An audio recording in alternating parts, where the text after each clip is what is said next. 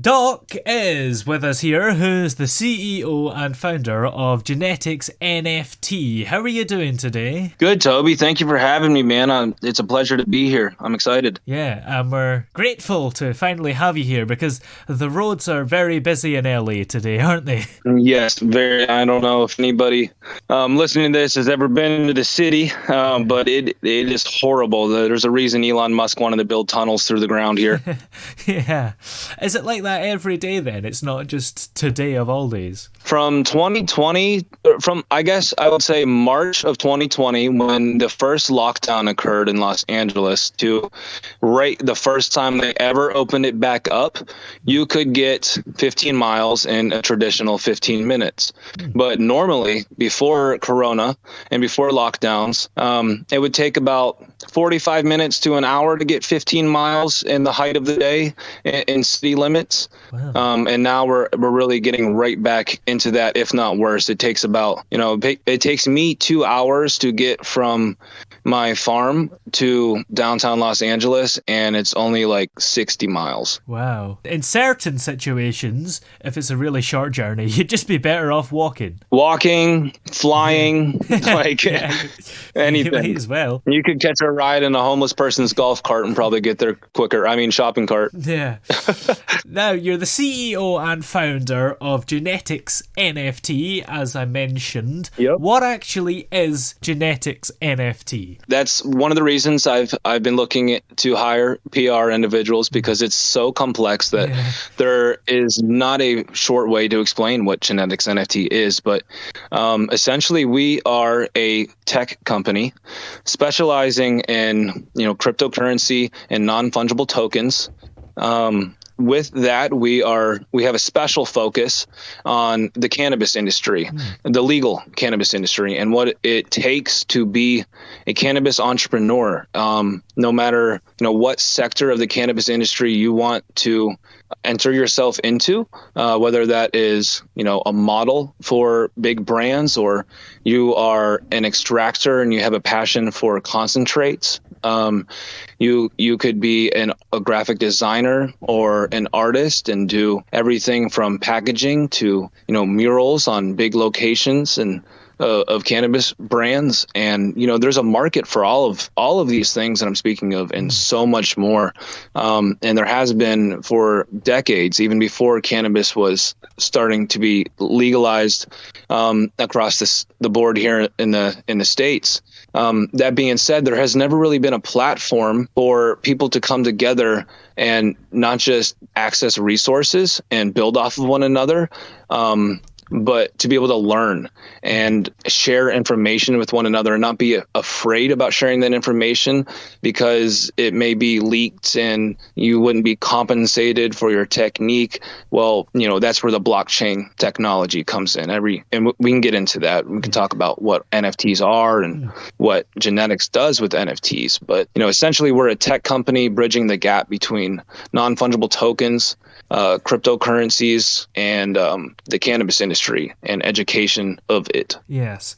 So let's talk about what NFTs are, because there will be a large number of people listening who perhaps have never heard that acronym before. Yeah. An NFT is a non-fungible token, and you can purchase these NFTs using cryptocurrencies. Most common right now in the NFT scene is Ethereum or Polygon. We are an ERC 721 token. So that's the fancy way of saying we are an Ethereum NFT project. An NFT pretty much means that it cannot be copied, and the owner of that token is forever recorded on the blockchain. When they owned it, when they sold it, when they purchased it, all of that. So, when it comes to art and when it comes to something that is non-fungible, there is a forever record on the blockchain of its prices, who owned it, and where it came from. So, I strongly believe, and so does a good portion of the internet in the world, that Web3 technology and NFTs and cryptocurrency are the future of our civilization.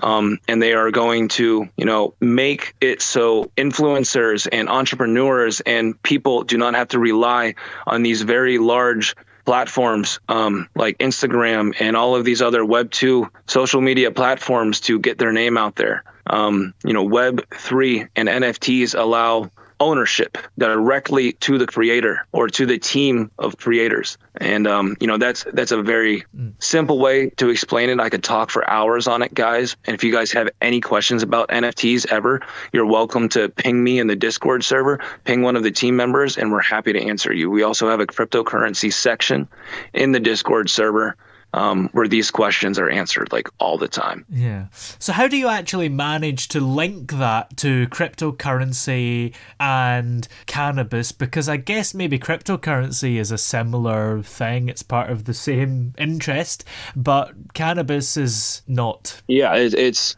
a tangible thing. You can hold cannabis in your hand. So, how do I align the two is a great question. And, this is an idea. So I minted my first NFT at the end of 2018. And I had the infrastructure for this idea of what genetics is and its main utility. And in 2017, I had come up with this. It was not Web3 based. Nonetheless, the groundwork for this idea has been in my possession for about 5 years now.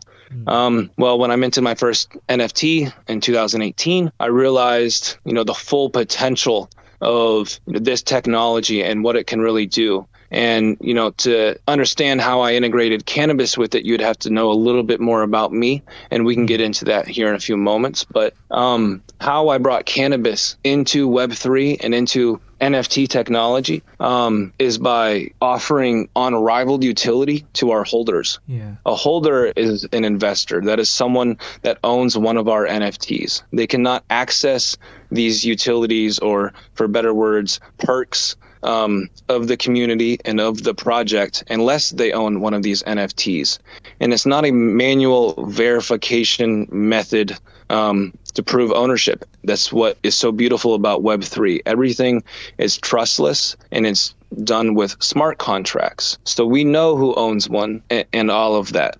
That being said, when you own a genetics NFT, you have access to so many utilities, but the main one being is cannabis genetics. So what I mean by genetics is seeds. And why we are able to offer that almost globally to our holders is because cannabis seeds do not fall under plant nor flower legislation, because it's neither. And it also contains 0 THC in the seed itself, because it needs to be germinated to produce the cannabinoids. Furthermore, cannabis seeds are recognized and acknowledged by multiple governments worldwide as being taken as health supplements or vitamins swallowed.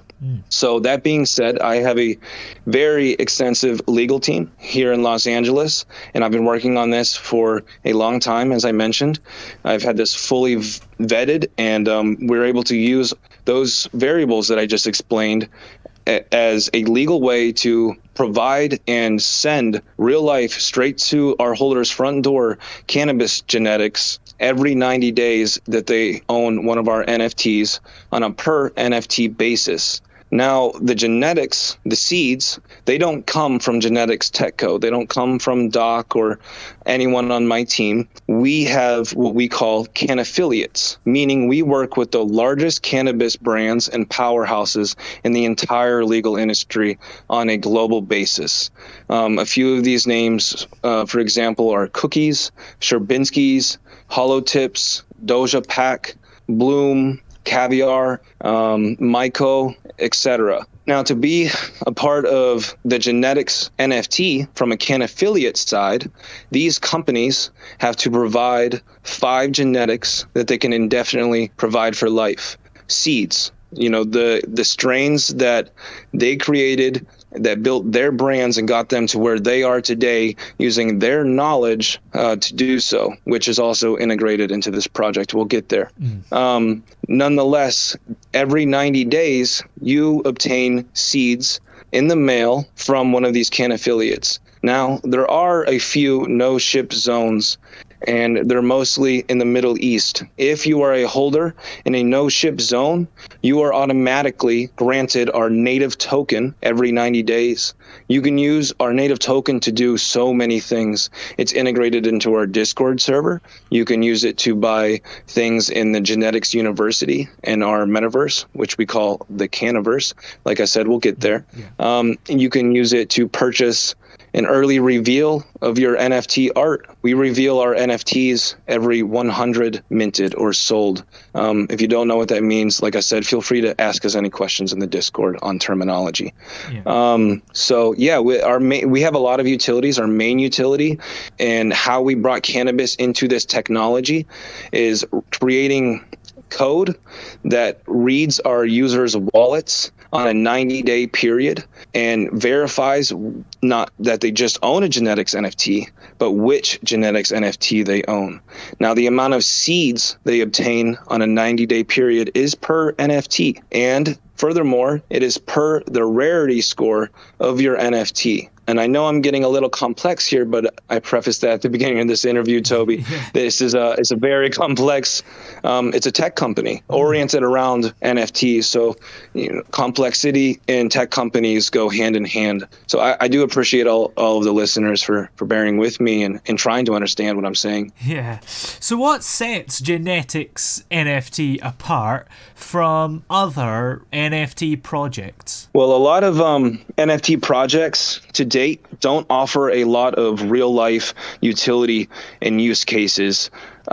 They offer a lot of digital utility, not all of them.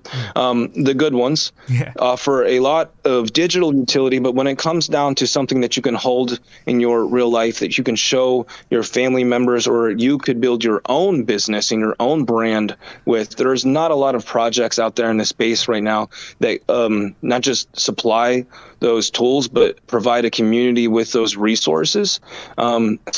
Genetics sets ourselves apart from every NFT, every cannabis NFT, and really every normal business in the cannabis industry, because of how much we are able to offer our community and our holders through my business model and through my personal net worth. We are able to develop things on a very high-end level. We do not need our investors' money to continue developing. As I just briefly mentioned, I have a pretty sizable personal net worth.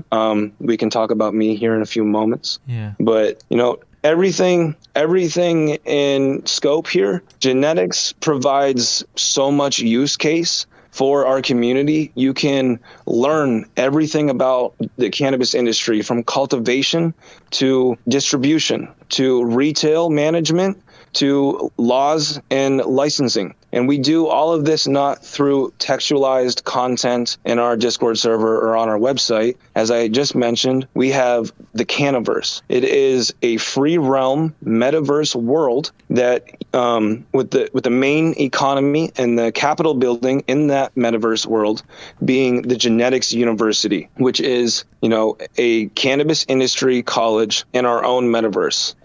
So there are college institutions all over the United States and really all over the world that educate their students on botany and on genetic sciences and chemistry. And also, as we know, there are college institutions that provide business classes, business psychology classes. There's art schools. All of that is in our Canniverse, in our Metaverse University. The Genetics University has integrated all of that and then put it on a cannabis industry level, so that you're not just learning about business, you're learning about cannabis business administration. You're not just learning about art, you're learning about art in the cannabis industry and how to apply your hand-painted mural to Mylar packaging. I could go on, but from the digital value, our entry point, our mint price, the tangible utility of the seed drops, combined with the metaverse and the college classes, with the community that we have to offer and all of those resources, we are unparalleled to any project and really any cannabis business. Yeah. Now let's very briefly talk about you. How did you actually get interested in NFTs and cryptocurrency and cannabis? I mean, were you interested in them all, or did cannabis maybe only come about because you wanted to do something with NFTs? So yeah, I'll give you guys the quick rundown. I have a documentary coming out Wow. here in the next 6 months with 110 Media, where it really goes into depth about my whole story. But short version is in about 2007, 2008, maybe, back when Minecraft was only about $5. You could only use PayPal to buy it from Mojang's website. Yeah. I was a nerd, and I found Minecraft. I got involved in Minecraft, and skins and mod packs or texture packs, were very big. And so I decided that I was going to teach myself Java and how to create those texture packs. And from there, I got really involved in online forums and communities, and I taught myself Java in about 3 months. Wow. And made a very large name for myself on the internet selling Minecraft texture packs. I just got involved in the whole vendor side of services far before, I don't know off the top of my head when Fiverr or Upwork was invented, but before that it was forms and listings for graphic designs and coding, and you talk to people on Skype. And I was young, and I got into the scene before there was a scene, and then something called Liberty Reserve caught my ear. And that was, I'd say, probably very early 2009, maybe the end of 2008, which, for anybody that's interested in what that is, I'll give you a quick rundown. Liberty Reserve was technically the first digital currency, the first cryptocurrency. It was on centralized servers, however, it was not decentralized, and it was hosted in Costa Rica. Liberty Reserve ended up being used mainly as the method of transaction on deep web marketplaces. But when I caught ear of it, I found it on a forum, and someone said, there's been people like Warren Buffett and people talking about digital currency since the 90s. I think I just found the first one. So, I bought that. And that was in the, I gave you the timeline, early 2009. About a year later, I would say, the National Security Agency, the NSA, seized Liberty Reserve's domains and their servers and took it all down and arrested the founders for, money laundering and all this stuff. And it's actually a big misconception, and that's why I'm bringing this up in this interview. It's a big misconception in the public world about cryptocurrencies, scams, and such. And, it's backed off of a very small fact that not a lot of people know, is that on paper, the first cryptocurrency was Liberty Reserve, and it was shut down, and they were all sent to prison. But we cannot control people, and we also have to understand that that was a centralized cryptocurrency. It was not decentralized with trustless technology on the blockchain. But anyway, when it was seized, I, was infatuated with the idea of digital currency. And over that last year, I had just dived into anything I could find on the internet explaining what it is or the powers it could potentially have. And then the only one I ever knew was taken away. Shortly after, I start hearing about this thing called Bitcoin. And I bought Bitcoin essentially probably the day it was available to purchase, or maybe a few days after that. And it's kind of funny, back in the day, there was no mainstream platform for purchasing cryptocurrency. You had to wire cash to foreign countries of people that had these miners and hope that they sent it, So, but I did, and I got into Bitcoin very early, and I was fortunate for that. And, I lost far more Bitcoin than I now am lucky enough to say that I have. Yeah. And I've learned so many lessons when it comes to cryptocurrency and blockchain technology. And I've also very educated myself on it in the last decade. And short answer is I've always been involved in this since before there was even a scene for one on a mainstream level to be involved. I was already there, and I heard about NFTs in 2017 because I heard about OpenSea. I watched that for about 8 months, and I was like, okay, this might be something. I really like it, but I don't like any of this art, and I don't like any of these things that are offered right now. And then 2018 rolled around, and there was a project I really liked what they were doing, and I liked their art, and the vibes were good in their Discord server. So I decided to purchase one, which is called minting an NFT. And, that's really when I entered the NFT scene. I already had Ethereum. I was lucky enough to get in on Ethereum when it was around $60, $70. So yeah, I mean, short answer is I've always been involved in the cryptocurrency side of things and in programming and in web development. However, my real life growing up, like my social life and in my environment growing up, my father owned tech stores, cell phone stores, pretty much my whole upbringing. Unfortunately, he lost everything in 2008 through 2010. And, I've been on my own, and everything I've ever had since I was 14 years old, I went out and got it myself. But up until then, we had a pretty good life, and I was always around technology, but furthermore, I was always around entrepreneurs and other business owners and people that were constantly pushing my father forward and pushing me forward.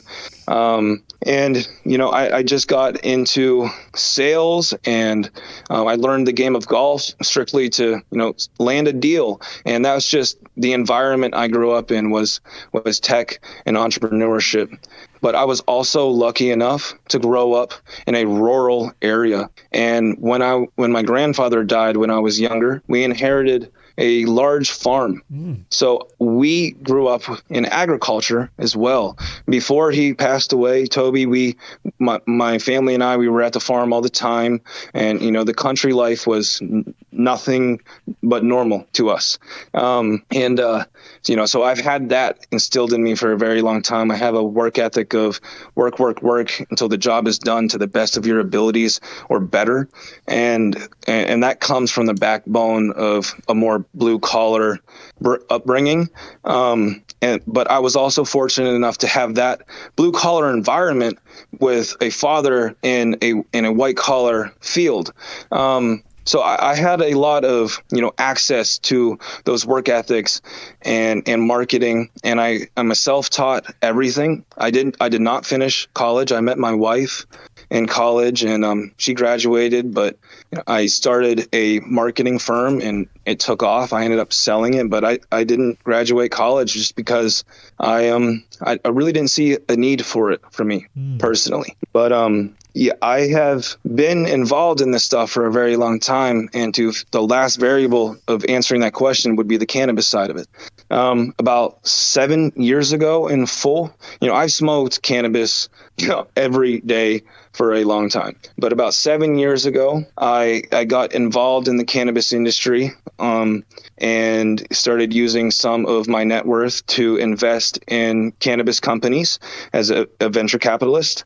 And then, I did that for about 2 years and really learned the ins and outs of everything that I really already knew a good amount about, and I perfected in my sense. And you can always be perfecting yourselves more, guys.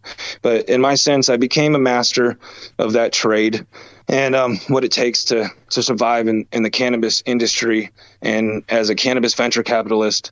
And I decided that I would like to retire from everyday day trading and venture capitalist investments to having my own cannabis cultivation operation.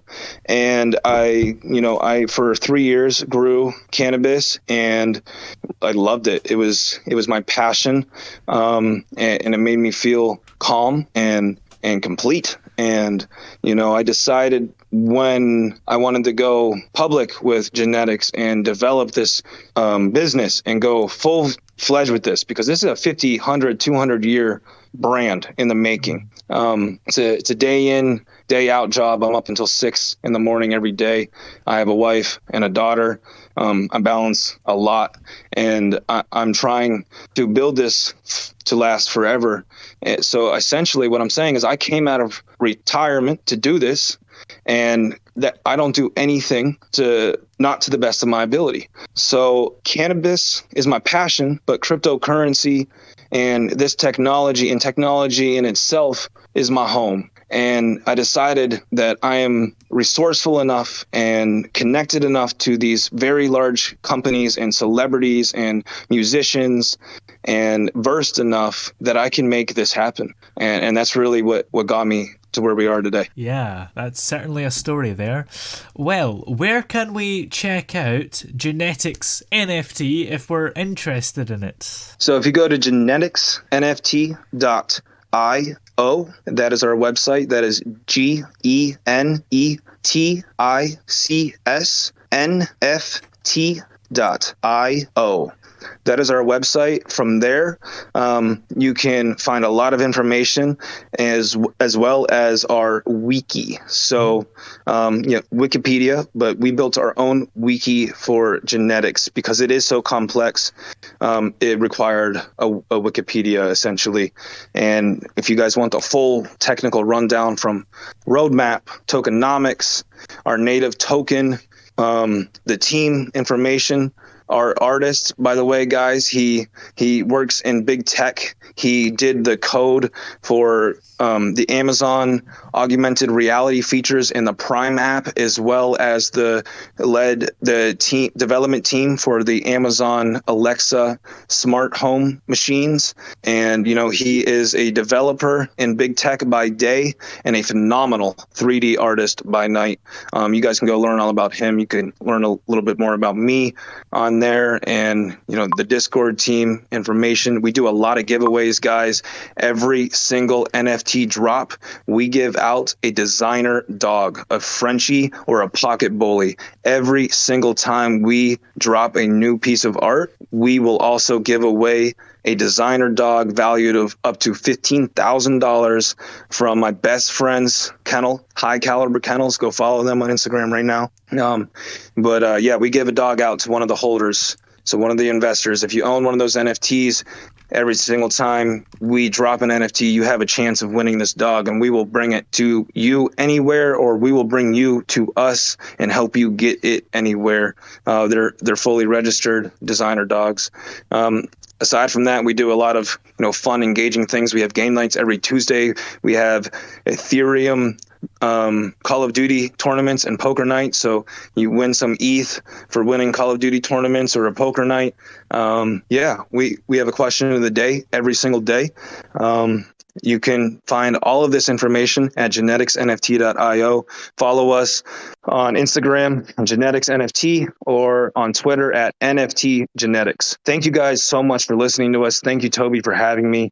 I know this ran double the time, but I really appreciate you letting me talk to your community and be here today. Thank you.